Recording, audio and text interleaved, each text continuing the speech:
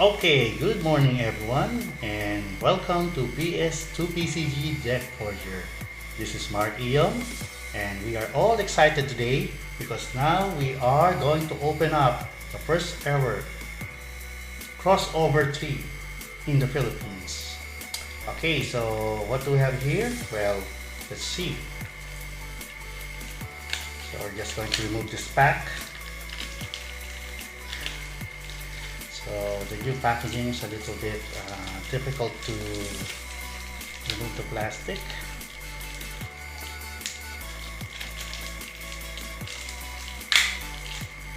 Okay, so I have to have my scissors ready next time. Okay, now we have crossover 3 and this is actually the third volume for the crossover series of BS2PCG. And now we're going to read the packaging. Okay, so this, okay, the annual wrap-up to BS System 2PCG is here to close the book on volume 3 with as much content as we could possibly fit onto a small box. This crossover issue is full of new play modes, mechanics, and characters. Fight your way across the battle world with all new terrain that will put your skills to the test and make your deck the best. Okay, so let's find out what's in store for us for this box. Okay, so now we're opening it. This is the new rulebook and I like the new art. The new art so good. Wow. Okay, we have the first the collector, but before we go to that, okay, first of all, let's open up the new rulebook. So this new rulebook actually has several new game modes, right? So first of all, we have the new battle world, and of course my favorite, which we are set to stage tomorrow at Forge Happy Place, boss battle. Okay, so we have other cards here like the terrain. As you can see here, we have the terrain, yes, and we also have story mode, which is also good. And we have also several new characters like the collector, the guillotine, the grandmaster, and of course the hot card in the box, the isosphere. Okay, so let's look at this new set of cards from crossover 3. So first of all, we have the collector. Collector here, of course, starts at level 1 at 0.5. Okay, so I'll just bring it close to the camera. Okay, so it's 0.5. If I can't have it, no one can. So that's a very, very harsh word, no? So for this superpower, you need a red to remove a KO file from the game. Okay, and his level up ability is when an equipment, plot twist, or supporting character is removed from the game. Okay, the collector gains an XP. Can only gain XP once for each card type. Okay, so you need at least 3, no? You need to remove one equipment, one plot twist, and one supporting character. Okay, then this is the good part, no? For level 2, from 0.5 it becomes 0.10, and as you can see, okay, he can upgrade the collection, no? For a reaction when an enemy player plays an equipment, plot twist, or supporting character, the collector's collection doesn't have a card on that type, remove that card from the game and add it to his collection. So it comes with his second power, which is keyword. I have many things. The collector can play equipment, plot twist, and supporting characters from his collection, ignoring teamization. So this one's good, okay? Now let's see another. This time the maestro. Okay, another one of his, the grand collector's teammates. Okay, so he's a 3-4 with 6 health. Okay, summoner during the build phase. Search your deck for any collector. I don't know if this real team name nowadays. But the collector supporting character, reveal it and put it into your hand. Okay. So to level up, you need 7. You have been summoned. When you recruit your first character each turn, if you spent all of your recruit points from this turn on it, the maestro gains that many XP. So you need to use up all your XP. So maybe around your recruit points, sorry. So maybe around third or fourth turn wherein the maestro can level up. And when he levels up, so he becomes whopping 8-8, still with 6 blood. So battle weapon of an army of champions. So build phase, search your deck for an equipment and reveal it. Play it for free onto the maestro, ignoring team restrictions. And at the start of your next turn, shuffle it into its owner's hand. Okay, so that's good, no? Okay, so normally you have to search for the ISO script for this one. Okay, so he also has a second keyword power, which is God King of Battle World. So while the ISO Spear is equipped to the maestro, it can be KO'd or unequipped from him, and it loses, you got the one more. So after the ISO Spear is his and his alone. Okay, so let's place it here. Okay, so let's place it 2 and 6. And of course we go to the third one. The third is of course the Grandmaster. Okay, so this is the Grandmaster from the comics now. Not to be confused with the Grandmaster of the MCU. So actually he is 0-5 with 6 health, and his first keyword power is of course team up. Each supporting character on your side is also a Grandmaster supporting character. So actually he doesn't really have much of a team, but actually you can use any character on your side to become a supporting character. So this is good, no? Then welcome to Battle World. At the start of your main phase, Grandmaster gains 1 XP, no? 1 XP for each Grandmaster supporting character on your side, or each Grandmaster character on your side. So we just have to clarify it also includes him, no? Just like with the Ultron MC, our main character.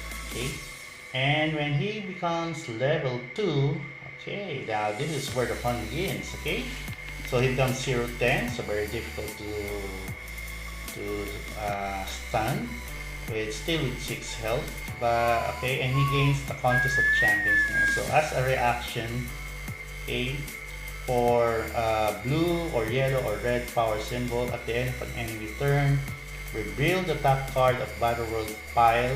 This game enters that domain. So this I will go to the domain later on. Okay, so respect your elders. I like that. I like that keyword power, superpower title. Okay, so for any combat for green, Grandmaster gains Elder of the Universe.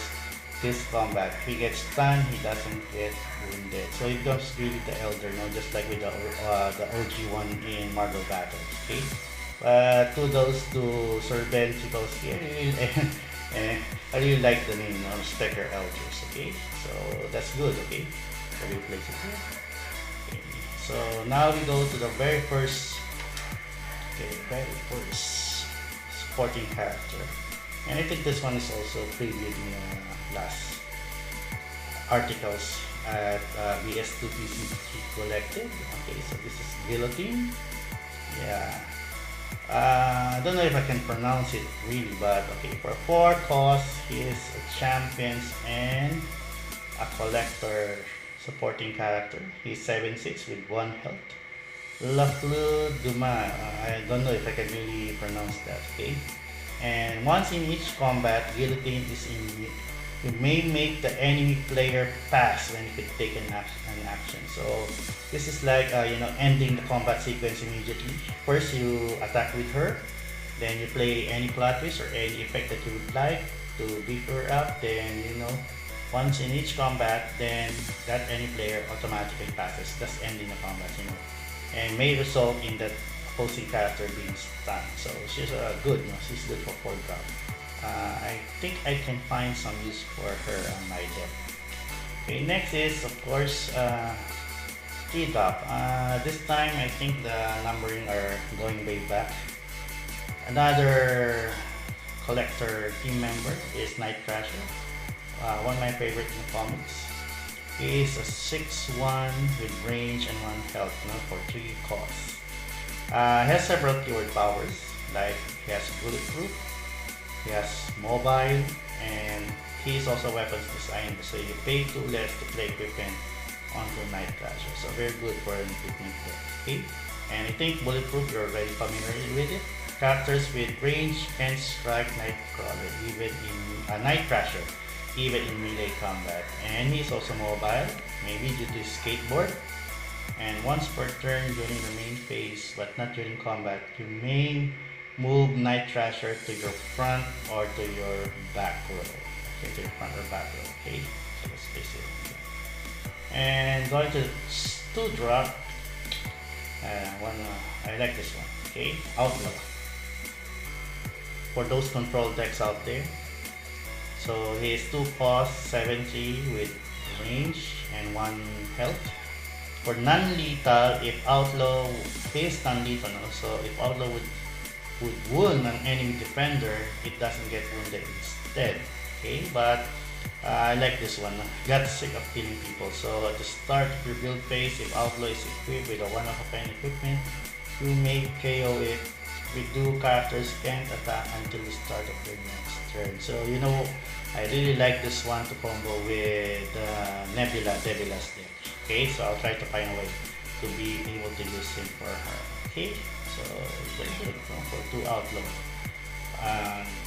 The next, one of the best I think card for crossover 3 is the Punisher. Of course, he's 5-drop, so maybe a mid-game card. He's also 7-3, also same as Outlaw. Yeah, same with Outlaw with 1 health and range, but his keyword powers now very extremely lethal. Okay, so when Punisher 2099 powers up with a copy of this card in combat, he wounds a defender. So this combat, it gains an additional wound. So imagine if you can have 2 or 3 copies of this, or 1 or 2, 3 copies of this Punisher 2099 in your hand. Once you are able to wound an opponent, or maybe the main character, when you power up, it gains an additional wound. So that counts as around 2 to 3, even if you're lucky enough, 4 wounds in that one single swing of Punisher 2099. Okay. See, so now we have the one-of-kind equipment, and I think the hottest card for crossover 3, which is Isosphere. Okay, so it's a one-of-kind infinity equipment, so it goes back to your deck when it gets scaled. You gotta want it more. At the end of your turn, start the battle wheels for the Isosphere. So this is just like paying resources for each of those turn wherein you conduct the battle wheels. But infused with the power, primordial, equipped characters has +1/+1 for each resource on your side. So a very good way to beef up any main character, any character in the game. So even those lousy, characters that are seldom used, you can beef them up with Isosphere. And when you attach it to the Maestro, then a Maestro becomes from 8/8, can be from 13/13 to even 14/14 in just one instance. So very good card for this deck. So I really like opening this box. Okay, so next is we have the different domains. So there may be around okay, first let's open this up. This one is Arcadia. Okay, so Arcadia is this one is Battle World location. So let's just start first with the Battle World location. So Arcadia, everyone's unlikable when they're angry.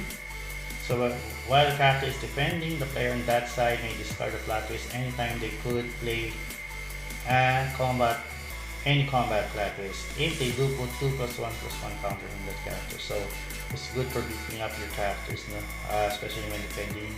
Okay, so good also for the Grandmaster. Okay, next we had Okay, the Deadlands, no? So Zombie Apocalypse. At the start of each player's turn, they may put a supporting character from their KO pile onto their side, and if the zombie at the start of the game start of its name. So when the game leaves Deadlands, KO each of these zombies. Okay, so they go away once. Okay, this Battle World is leaves the game. So Dystopia. Okay. So for Dystopia, we have Wishing Well. At the start of each player's build phase, they may put a card from their hand on the bottom of their deck. If they do, they name a character, then reveal the top card of their deck. They may put a revealed character with that name onto their side, otherwise they put that card into their hand. If the maestro is on their side, they may reveal 2 cards instead. So very good, no? For card drawing purposes. Okay? And of course, one of my favorite, Greenland. No? Sad to say that you cannot combo it with X23 or similar main characters. So Super Smash, locations only produce green power symbols. And characters have me angry. So me angry. Okay, main phase with a green. 1 green, put 3+1/+1 counters on this character. So now this will really, make these Battle World locations events sane. Okay. Next is another Battle World is Hydra Empire. I like this one. Hail Hydra! Okay, Hail Hydra! Characters on each side and each player's hand have soldier.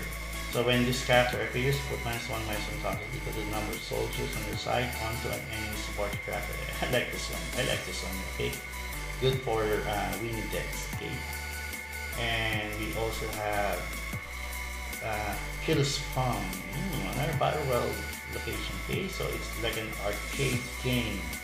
At the start of each player's turn, they may start a gladiatorial game. If they do, each player may choose a supporting character in their hand as a gladiator. Then each player puts their gladiators into their front row at the same time, and puts -1/-1 counters on each gladiator equal to the other's printed attack. Okay, all gladiators stand this way. Okay, so this one's good. It's like striking back with each other.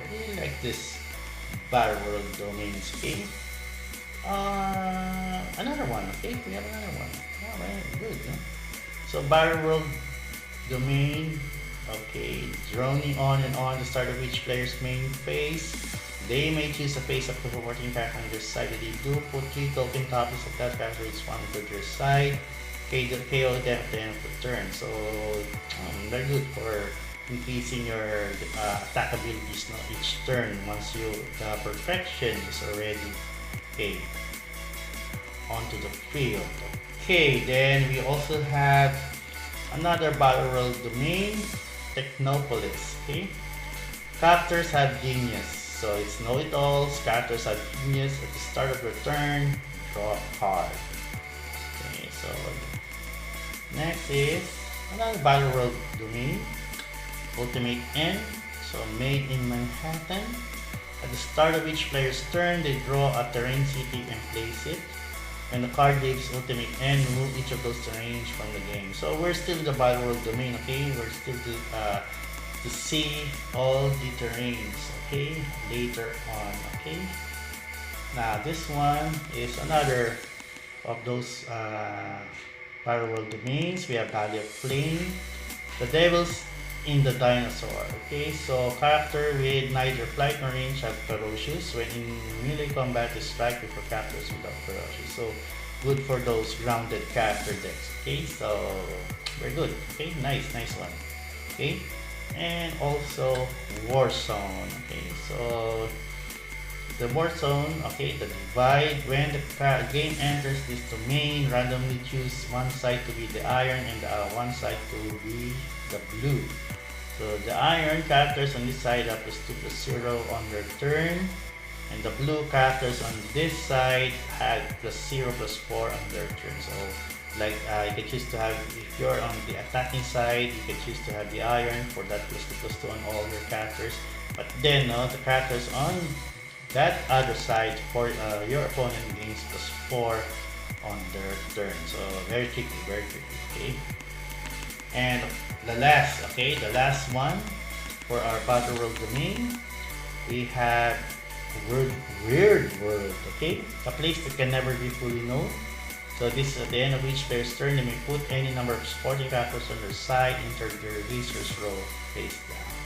Okay, so you can ramp up, okay, your deck. Very good. You can ramp up your deck to cast those big juicy characters, okay, like Dark Phoenix or even Captain Universe, or if you have a Herald, maybe Galactus, okay. Now that's around a total of 1, 2, 3, 4, 5, 6, 7, 8, 9, 10, 11, 12. So those are 12 Battle World domains. Okay, now for the yellow ones, we go now to those terrain cities. Okay, now this one, I like this one. Okay, terrain city. Okay, so first we have the alley. Okay, placement either of your rows, one character. So dark and dingy, the character here loses and can't gain flight and can't be attacked with characters with flight. Okay, so terrain cities are special modes that you can also use during this type of game, you know, for when you use crossover team. Then you also have construction site, placement, either of your rows, one character. The right tool for the job. Start of your main phase, put a +1/+1 counter on characters here. Okay, so good. Okay, so I'll just place the terrain city here so that we can see everything. Okay, so next is down power lines. Nice. Okay, so typical of the comics. Okay, placement, enemy front row, all characters. Live wires, when a character with light in this row attacks with a -1/-1 counter. Okay. So another one is the dump row. Okay, placement either of your rows, all characters. Dump, if a character in this row would gain any -1/-1 counters, put them here instead. And drop, you may move this during your formation step. Yeah, very strategic for this one. Okay, helps you remove all those nasty -1/-1 counters. Okay, especially from Thor, the likes. Okay, even Nebula. Okay, dumpster. Okay, either of your placement, either of your rows, two characters. Die for cover. Characters here have the 0+3 while defending against a ranged attack. So you can use it for, you know, to hide your characters so they gain a fine color. Okay. Next is the public part. Yeah, I've seen this before that we use placement, either anywhere row, all characters. Wide open spaces, characters in this role can gain defense from plot twists. Okay, and we have the river. Okay, so placement either any row, all characters. All wet characters in this row have -2, -0 while defending. Okay. So you just have to check now if it's either enemy row or all your row, any row. Yeah. So some are leave for enemy rows. Okay, so rooftops. Okay, your back row. So this is for all characters on your back row. While range attacking characters in this row have +1/+0 can be struck back. Yeah, that's like giving them the height advantage, no? The elevation to attack. And of course we have street light. Okay, either of your rows, one character only. The character here has power to the people. Nice name. So for the main phase, it's either blue, yellow, green, or red. Put 2 -1/-1 counters divided is used on up to 2 enemy characters. Okay, and of course, my favorite. Okay, that's Devil Dinosaur. Okay. Taxi, placement, your front row, one character. So you have to hail the taxi, hailing distance. During your main phase, but not during combat, you may move the taxi and its passengers to your back row. Remove the passenger from the taxi, then move the taxi back to your front row. Okay, this is just like getting some immobile, you know, powers going back and forth during the road. Okay, that's good. That's good.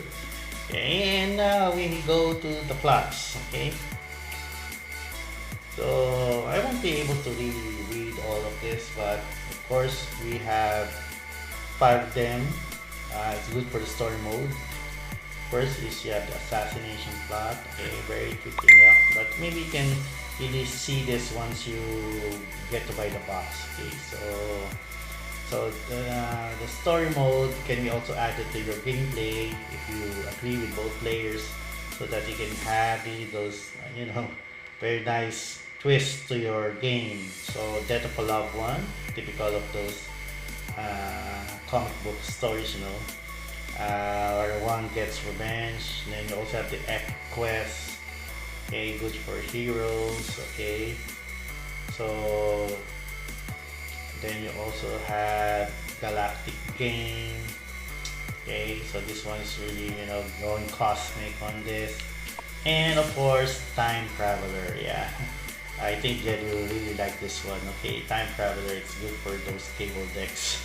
If you're not, up for those five repetition of time travel with cable. Okay, and of course, finally, the last part of the crossover box are the 5 new battle boss. Okay, or boss battles. Okay, and of course, my favorite is Death. Okay, so when a location appears on your side, gain so many powers for that particular boss. I meet so many people. You also have actually bring your peace, trap with death, and let the games begin. Okay, so each one has its typical superpower that can be added to the death main character acting as the boss. Okay. So let's just try to read one now. Let's say I meet so many people. So when the boss gets to play a blue location, each player puts the top 3 cards of their deck into their KO pile. Okay, it's good. Okay. Then we also have Ping Pong Boom. The Ping Pong Boom is around 4 or 5, no?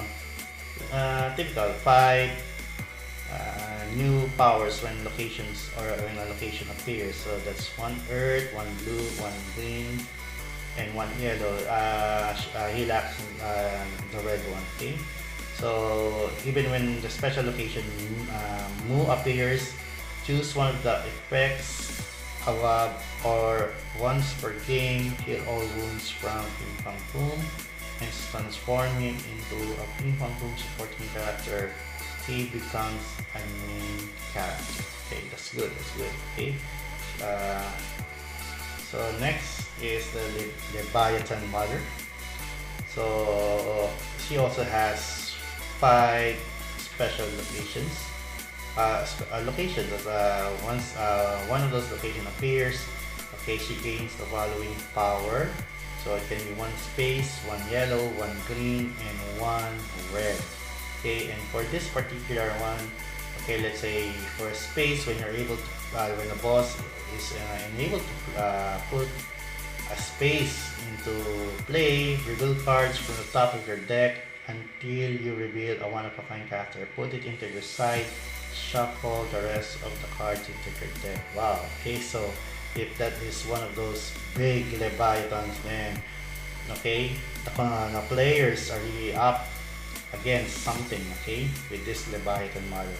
And of course we have Thanos. Okay, just to know if you're going to allow Thanos, the original version, to be but I'm trying to think of building a deck for this one. So Thanos, you can play, okay, he has around 6. Nice. Okay, has around 6. Okay, because Thanos can be played with both MCU and both the original version, okay, the comic version, the illustrated version. So it can be from 1 blue, 1 yellow, 1 green, and 1 red. And of course the Vault or Sokovia, choose one of the following effect above. Choose a supporting character on your side to get Eternal. If it would leave the play, put it into its owner's hands instead. Very powerful. So I'm going to rebuild another deck for this one, okay, for Thanos. And of course, Ultron, the last of the boss. Okay, so when a location appears on your side, it gains either blue, yellow, green, or red. Let's say here it's yellow, I will be unstoppable. Put the top card of your deck, okay, face down into your resource row. If it's a location, you may place it face up instead. So the same with Nick Fury's or the Avenger Nick Fury's power. Okay, so that's it, guys, for our crossover 3 box opening. And tomorrow at Port Chubby Place, we're going to have our very first boss battle. Okay, so any one of the this five, okay, boss will be up against two pods of 2 to 3 players each. Okay, so this is either Ultron, it's either Thanos, Leviathan Mother, Fin Fang Foom, or of course Lady Death. Okay, so let's see. So we're all excited for this, and see you up tomorrow at Forge Happy Place. By the way, thank you very much for the team build phase, courtesy of Joe Vitelli and Mr. Benjamin Crossing for the support. And also thank you very much to Forge Happy Place for the venue for our weekly VS2TCG tournament. So until next time, this is Marky Young of VS2TCG.